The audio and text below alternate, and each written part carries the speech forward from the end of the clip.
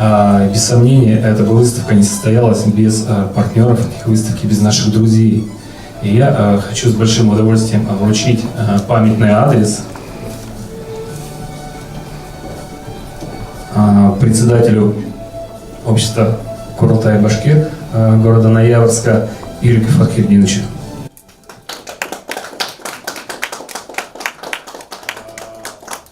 С большим уважением и с надеждой на дальнейшее сотрудничество, Ирек Фатхетдинович, мы благодарим вас и надеемся, что наше сотрудничество оно продолжится. Спасибо. Я думаю, начало положено обмену опытом. Это первый опыт такой обмена музеями города Ноябрьска и города Сибая.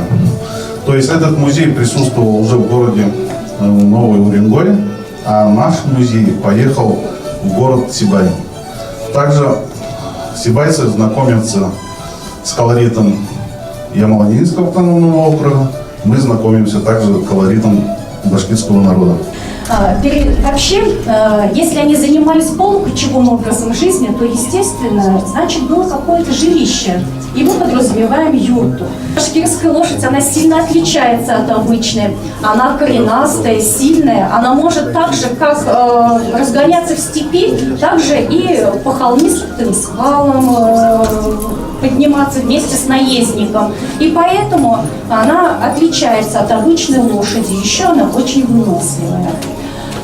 Еще, кроме этого, также были овцы, которые использовались как для пищи, так они использовались и для пошива одежды, их шкуру использовали, так и для того, чтобы изготовить какие-то шерстяные войлочные изделия. Крупнорогатый скот, ну так скажем, не очень был развит, потому что не умел, как лошадь, добывать сам себе пропитание, а заготовкой уже они мало занимались как раз на зиму. Келес, келес, келес, да кереге, да ойнағыз да тірлеге.